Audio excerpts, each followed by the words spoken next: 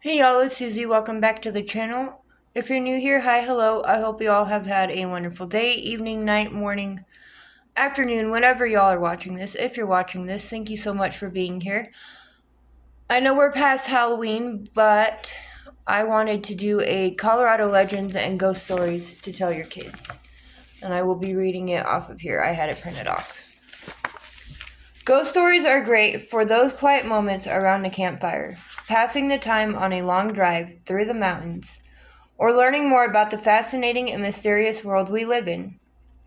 Colorado's rich history lends itself to countless spooky tales of strange creatures, mysterious deaths, and curious spirits. You're sure to get a kick out of these Colorado legends and ghost stories to tell your kids, whether the tales come from history, superstition, or some mix of the two.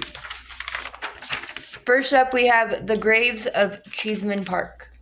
Cheeseman Park is a gorgeous collection of vibrant green lawns, elegant water features, lush groves, and beautiful botanical gardens in central Denver. However, the park was home to thousands of graves before it became a popular spot for picnics, afternoon walks, and community events.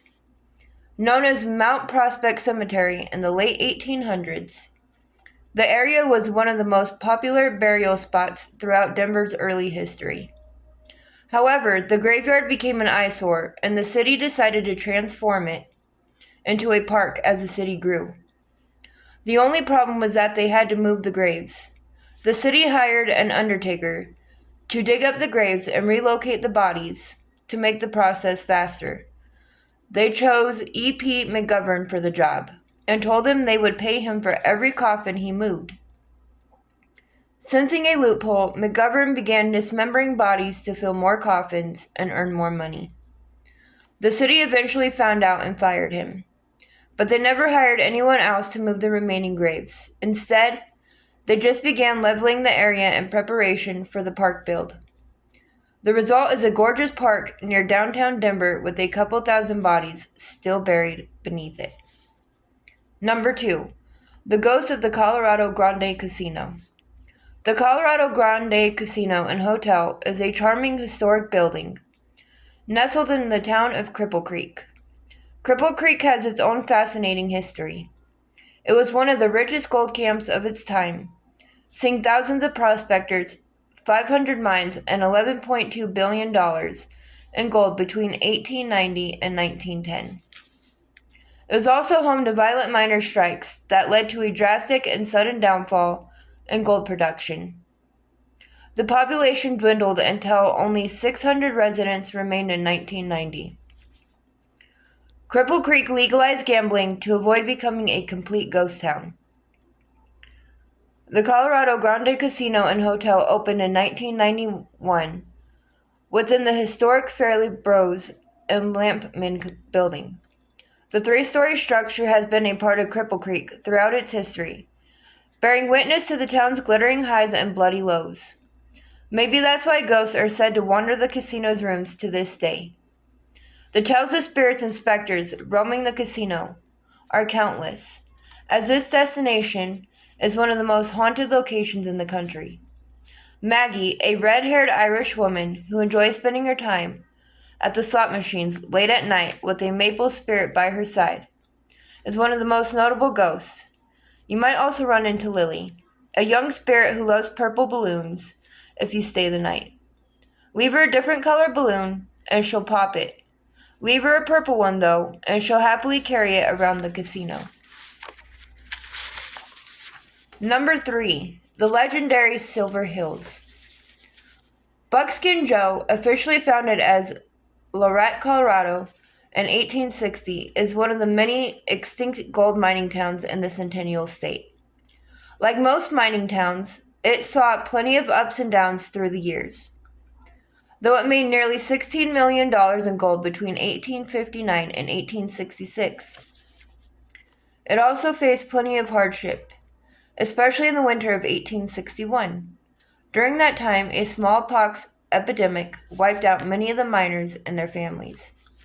However, the legend of Silver Hills begins a few months before that. Sometime in 1861, a young woman entered the town and began making a living as a dance hall girl. Beautiful, talented, and kind, she became the town's star overnight. The miners called her Silver Hills. The town sent for nurses in Denver when the smallpox epidemic broke out, but no one came. Instead, Buckskin Joe had to rely on its residents to make it through. Silver Hills was one of the many who acted as a nurse, caretaker, companion, and undertaker during the epidemic. She demonstrated her kindness and compassion daily. But by the time spring came in 1862, and the worst of the disease was gone, Silver Hills had vanished along with it. The miners searched for her. All they found was her clean, abandoned cabin. Though she vanished, Silver Hills left her mark on the town. Beloved for her beauty, kindness, and bravery, she became the namesake of a local mountain and the source of many ghost stories. Some say she still walks through the cemetery, dressed in black and carrying flowers, still looking over the town she helped take care of in life. Number 4. Tommyknockers in the Mines. Colorado is a vibrant storybook of legends from across the globe. The Tommyknockers from Cornish folklore is one of the most famous. Tommyknockers are gnome-like men, sort of like the Cornish equivalent of Irish leprechauns, who can be both kind and mischievous. Tommyknockers became a staple of mining superstition and culture as more Cornish workers came to Colorado's mining towns. Tommyknockers were said to cause a knocking sound that echoed on mine walls before a cave-in. Some miners believed the noise to be the warnings of the gnome-like men, giving them enough time to clear out before the mine walls collapsed. However, others thought that the knocking was the sound of the Tommyknockers hammering at the mine's support beams, making them the cause of the cave-ins. Either way, the Tommyknockers were said to be the companions of the miners, working alongside them, playing pranks and saving lives. They were such a staple in mining culture that, when a large mine closed and sealed its entrance in 1956, the miners petitioned to open the mine one last time to free the Tommyknockers. You can even drink a toast to the Knockers at Tommyknocker Brewery in Idaho Springs, just a short drive west of Golden, Colorado. Number 5. The Vampire of Lafayette. Transylvanian immigrant Theodore Glava died in Lafayette, Colorado, in 1918 during a flu outbreak. He was 43 years old, a coal miner, and potentially just another resident buried in the Lafayette Municipal Cemetery that year.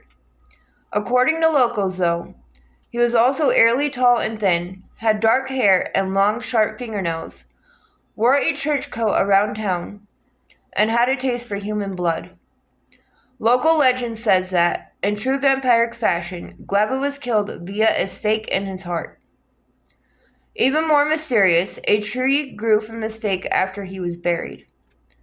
There is in fact a tree in the middle of Glava's grave, but whether that's sheer coincidence or evidence of a vampire with a wooden stake in his heart is up to you.